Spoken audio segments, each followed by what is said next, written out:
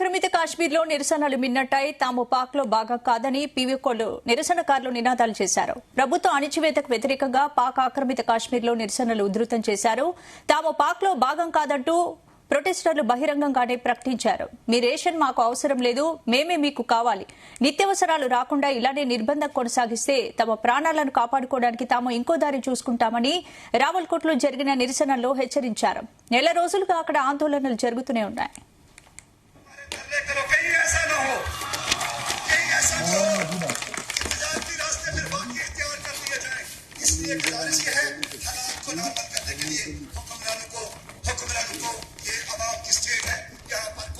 Martial नहीं है, यहाँ पर कोई डिक्टेटर नहीं है। अगर कोई डिक्टेटर हो तो हम किसी डिक्टेटर को नहीं मानते। कश्मीर के अवाम किसी डिक्टेटर को कबूल नहीं करेंगे, किसी भी डिक्टेटर को कबूल नहीं करेंगे।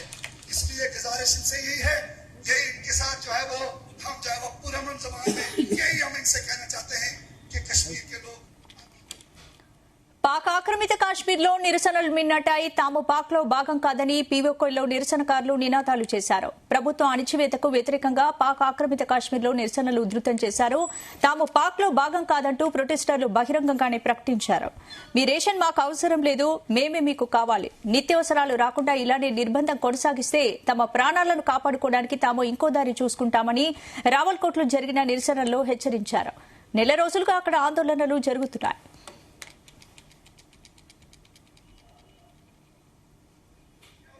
फिर भी तुम उनके सरों पर बैठे हुए हो, उनसे वफादारी का जो तरीका कार करो, लोगों को रोजगार दो, लोगों को इंसाफ। ఇందుకు సంబంధించి పూర్తి అప్డేట్స్ మా చీఫ్ న్యూస్ కోఆర్డినేటర్ రాధాకృష్ణ అందిస్తారు. రాధాకృష్ణ,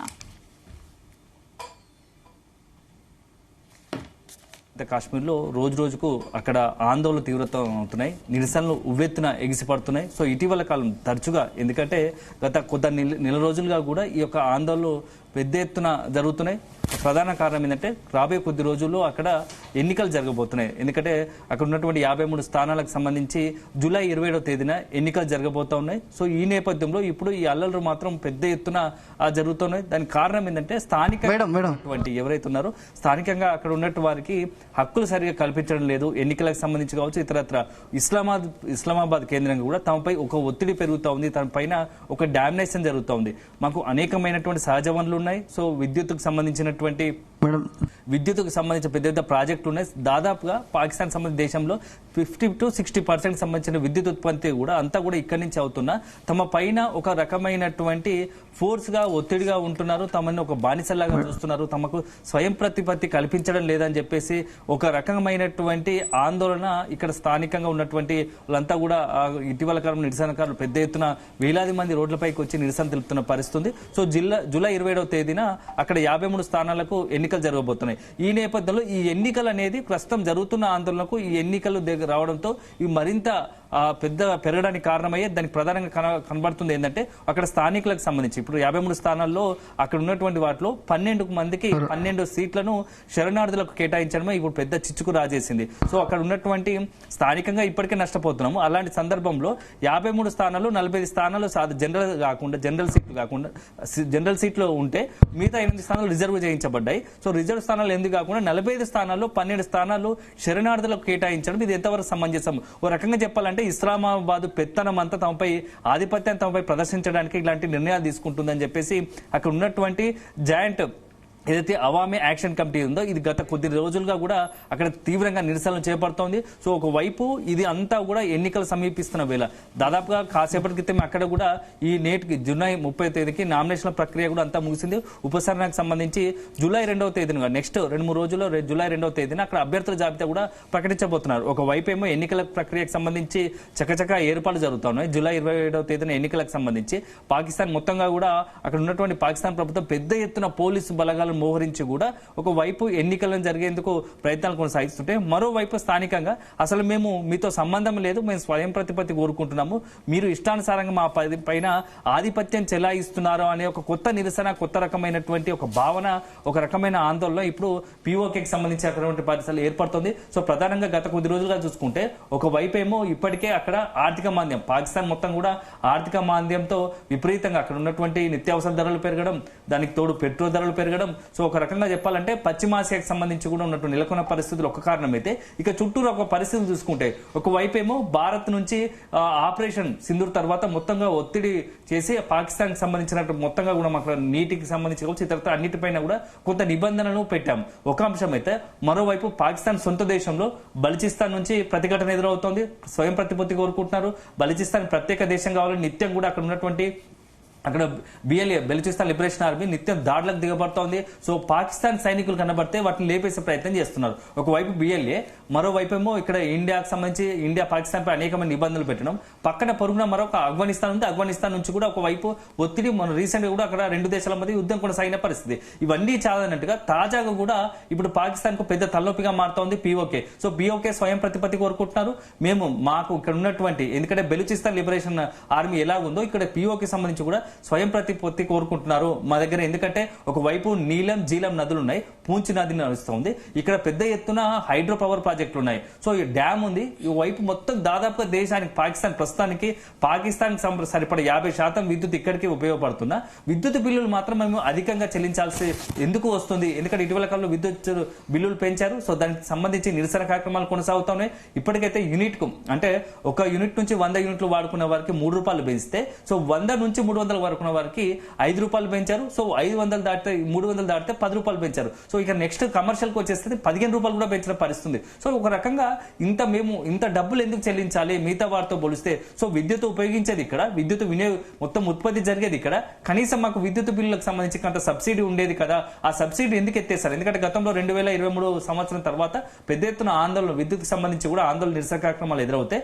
కొంత అక్కడ ప్రభుత్వం అప్పుడు రాజకీయంగా కొంత ఇబ్బందికర పరిస్థితులు ఏర్పడతాయి, ప్రభుత్వానికి ఇబ్బందికరంగా ఏర్పడే ఆ ప్రమాద గంటికలు మోగడంతో అక్కడ వెంటనే కొంత ఆ సబ్సిడీ కేటాయించింది. సో తిరిగి ఇప్పుడు మరొకసారి ఈ అంశం ఇప్పుడు ఎన్నికలు వస్తున్న తరంలో అదే ప్రధాన ఎజెండాగా, ఏంటంటే joint Awami action committee JAA మొత్తంగా కూడా ఇప్పుడు అది పెద్ద ఎత్తున ఈ అంశాన్ని తెరపైకి తీసుకొని విద్యుత్ అంశాన్ని, విద్యుత్ సబ్సిడీ ఒక అంశాన్ని పరిగణలోకి తీసుకుంటుంది.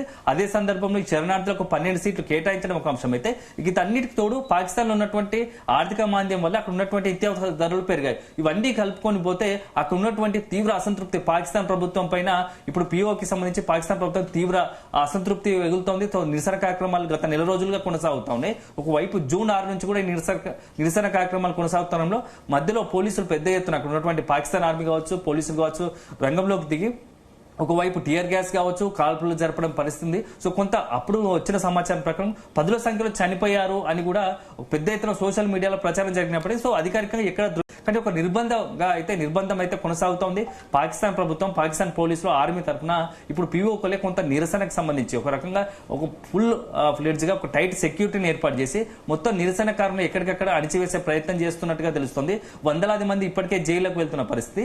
మా డిమాండ్ల కోసం, మా హక్కుల కోసం మేము పోరాడుతున్నాం, మాకు కావాల్సినటువంటి హక్కులను కాపాడుకోసం మేము పోరాటం చేస్తుంటే మమ్మల్ని అరెస్ట్ చేయడమే కాదు మాపై లాఠీ చార్జ్ చేస్తా ఉన్నారు, మమ్మల్ని కొంతమంది మా యువతను చంపేస్తున్నారు అని చెప్పేసి కొత్త రకమైన నినాదం అక్కడ ఎత్తుకున్నారు. సో ఇప్పుడు అక్కడ ఉన్నటువంటి జాయింట్ యాక్షన్ సంబంధించి అవామీ యాక్షన్ కమిటీకి సంబంధించి పెద్ద ఎత్తున నిరసన కార్యక్రమాలు కొనసాగుతున్న నేపథ్యంలో ఇప్పుడు పాక్ ప్రభుత్వం ఏం చేయబోతోంది? ఒకవైపు నలుదిక్కుల పాకిస్తాన్ సంబంధించి చుట్టూరా సమస్యలు, ఒకవైపు ఏమో ఆర్థిక మాంద్యంతో మొత్తంగా కూడా ఆర్థిక పరిస్థితి రోజుకో రకం గందరగోళం మారింది. ఎందుకంటే ఇప్పటికే ప్రపంచవ్యాప్తంగా కూడా అక్కడ ఉన్నటువంటి పరిస్థితుల కారణం ప్రధానంగా ఏంటంటే తీవ్రవాదం. ఈ తీవ్రవాదం ముసుగులో పెద్ద ఎత్తున ప్రపంచవ్యాప్తంగా ఇప్పుడు భారత్ తో పాటు అనేక దేశాల్లో మొత్తంగా ప్రపంచవ్యాప్తంగా కూడా ఈ తీవ్రవాదులకు కేంద్రంగా పాకిస్తాన్ మారుతుందని చెప్పేసి అనేక రకాలుగా ప్రపంచవ్యాప్తంగా అనేక దేశాలు, భారత్ తో పాటు అనేక దేశాలు చాలా సందర్భాల్లో రుజువు చేశాయి. అయినప్పటికీ పాకిస్తాన్ యొక్క ప్రభుత్వం అక్కడ ఉన్నటువంటి నేతల బుద్ధి మారడం లేదు. దానికి తోడు తనే చేసేది యాక్చువల్గా అల్ ఖైదా లాంటి కీలక నేత కూడా అక్కడే మట్టుబెట్టిన పరిస్థితి తెలిసిందే. సో అట్లాంటి తీవ్రవాదానికి సంబంధించిన అనేకమైనటువంటి తీవ్రవాదులకు అడ్డగా మారినట్టు పాకిస్తాన్ ఇప్పుడు తాజాగా కూడా ఈ పిఓకేలోని ఈ జాయింట్ అవామీ యాక్షన్ కమిటీకి సంబంధించిన వాళ్ళందరినీ కూడా తీవ్రవాద ముద్ర వేసి తీవ్రవాదాన్ని ప్రేరేపిస్తున్నారు అనే ఒక ముద్ర వేసి అక్కడ కొంత కట్టుదిట్టంగా నిర్బంధ చర్యలకు పాల్పడుతోంది. వాళ్ళందరిపై సీరియస్ గా తీవ్రమైన చర్యలకు పాల్పడుతుంది అని చెప్పేసి ఇప్పుడు అక్కడ ఉన్నటువంటి స్థానికుల నుంచి ఒక ఆందోళన ఎదురవుతుంది. ఈ నేపథ్యంలో ఇప్పుడున్నటువంటి సమయంలో నేపథ్యంలో అక్కడ ఎన్నికలు వస్తున్నాయి కాబట్టి ఇదే సరైన సమయం. సో ఇక్కడ స్థానికంగా అంతా ఒక్కటై మనం ఏదైతే ఇస్లామాబాద్ నుంచి ఏదైతే మన పైన ఆధిపత్యం ఉందో పాకిస్తాన్ ప్రభుత్వం ఇస్లామాబాద్ కేంద్రంగా కూడా తమపై ఆధిపత్య ధోరణిని ప్రదర్శిస్తుందో దాన్ని ఖచ్చితంగా అడ్డుకట్ట వేయాలనే ఒక ఆలోచనలోనే ఇప్పుడు జాయింట్ అవామీ యాక్షన్ కమిటీ ఒక పెద్ద ఎత్తున నిరసన కార్యక్రమాలు చేపడుతోంది. సో ఒకవైపు గత నెల రోజులుగా జరుగుతున్న కార్యక్రమాల్లో వందల సంఖ్యలో ఇప్పటికే కొంతమంది జైలుకు వెళ్లిన పరిస్థితి. ఒకవైపు ఇదే ఉంటే తాజా కూడా ఈ రోజు ఒక ప్రకటన వెలువడుతుంది. అక్కడ స్థానికంగా సంబంధించినటువంటి ఈ జాయింట్ అవామీ యాక్షన్ కమిటీ నుంచి ఒక ప్రకటన వెలువడింది. మేము స్వయం ప్రతిపత్తిని కోరుకుంటున్నాం. మేము ఇక్కడ నుంచి ఇస్లామాబాద్ బానిస బతుకులు, ఇస్లామాబాద్ నేతల ఆధిపత్య ధోరణిలో మేము బానిసలాగా బతకలేము. మేము స్వయం ప్రతి కోసం మేము పోరాడతాము. ఎక్కడ కూడా తగ్గేది లేదంటూ కూడా కొంత పాకిస్తాన్ ప్రభుత్వానికి హెచ్చరికలు జారీ చేసే పరిస్థితి ఉంది. సో ఇప్పుడు దిక్కు ముక్కు దోచని పరిస్థితిలో పాకిస్తాన్ పడిపోయింది. ఒకవైపు ఏంటంటే ఇప్పటికే ఆర్థికంగా పూర్తి స్థాయిలో అక్కడ మొత్తంగా నిత్యావసర ధరలు పెరిగిపోవడము, సో చమురు దొరకని పరిస్థితి, ఎప్పుడు ఏం జరుగుతుందో తెలియదు. ఆర్థిక పరిస్థితి అంతా కూడా చిన్న భిన్నమైన పరిస్థితి. సో ఇప్పుడు ఇప్పటికే అమెరికా లాంటి దేశాల నుంచి అగ్రరాజ్యంగా పెరుగుతున్నటువంటి అమెరికాతో కొంత అప్పులు తీసుకొచ్చి ఇప్పటికే కొంత ఆర్థిక పరిస్థితికి సంబంధించి మెరుగుపరచుకోవడానికి లేకుంటే ఆర్థికంగా కొంత ఇబ్బందులను బయటపడడానికి ప్రయత్నం చేస్తున్నా. ఒకవైపు ఆర్థిక మాంద్యం తలెత్తుకొని వచ్చే పాకిస్తాన్ కు భవిష్యత్తులో తీవ్ర ఆర్థిక మాంద్యాన్ని ఎదుర్కోవడం ఒక సవాల్ అయితే, ఇప్పుడు తాజా కూడా ఒకవైపు పిఓకే, ఒకవైపు బిఎల్ఏ బెలూచిస్తాన్ లిబరేషన్ ఆర్మీ, మరోవైపు ఆఫ్ఘనిస్తాన్, ఇటు చుట్టూరా అన్ని సమస్యలు ఒకేసారి పేర్కొపోయినాయి. సో ఈ నేపథ్యంలోనే పాకిస్తాన్ ఏం చేయబోతుంది అనేది కూడా చాలా ఆసక్తిగా మారింది. సో అల్టిమేట్ గా ఇప్పుడున్నటువంటి పరిస్థితిలో పాక్ ప్రభుత్వానికి ముందున్న అసలైనది ఏంటంటే పరీక్ష ఏంటంటే జూలై 27వ తేదీన ఎన్నికలు జరపాలనుకుంటుంది. సో ఇప్పటికీ జూలై 2వ తేదీన ఎన్నికలకు సంబంధించి అభ్యర్థుల చివరి జాబితా ప్రకటించబోతున్నారు. జూలై 27వ తేదీన 8 గంటల నుంచి 5 గంటల వరకు అక్కడ ఎన్నికలు జరగబోతున్నాయి. ఈ నేపథ్యంలో ఇప్పుడు అక్కడ ఎన్నికల్లో అక్కడ ఏదైతే ఈ అవామీ ఉందో అక్కడ వాళ్ళందరినీ కూడా అనగదొక్కాలి. సో వాళ్ళు ఎట్టి పరిస్థితుల్లో తెరపైకి రానిది. ఒకవేళ కనుక వాళ్ళు బయటకు వస్తే ఆటోమేటిక్ గా పాకిస్తాన్ కు భవిష్యత్తులో చాలా ఇబ్బందికరంగా, ఎందుకంటే ఇప్పటికే భారత్ పిఓకి సంబంధించి భారత్ పాకిస్తాన్ మధ్య పెద్ద ఎత్తున ఒక ఘర్షణ వాతావరణం ఉంది. ఒకవేళ ఇంకా పిఓకే పైన పాకిస్తాన్ పట్టుకోలిపోతే ఆటోమేటిక్ అది భారత్ కు ప్రయోజనం చేకూర్చే అవకాశం ఉంటుందని చెప్పేసి కూడా ఒక వాదన పాకిస్తాన్ లో భయం చుట్టుకుంది. సో ఇప్పటి వరకే ఆ పిఓకేలు కొంతమంది భారత్ ఒకవైపు ప్రశాంతంగా ఉంది, కానీ పాకిస్తాన్ సంబంధించినటువంటి ఆర్థికంగా సరిగ్గా లేము, మాకు నిరుద్యోగ అంశం, ఉద్యోగాలు లేవు, దానికి తోడు ఇక్కడ నిత్యావసర ధరలు పెరుగుతున్నాయి, మనకు సహజ వనరులు ఉన్నాయి కూడా. ఒకవైపు ఏమో అక్కడ గ్రానైట్ లాంటి మార్బుల్స్ పెద్ద ఎత్తున అక్కడ పిఓకే పరిధిలో లభిస్తాయి. దీనికి తోడు అక్కడ ఉన్నటువంటి పవర్ ప్రాజెక్ట్ విద్యుత్ అక్కడే ఉత్పత్తి అవుతుంది.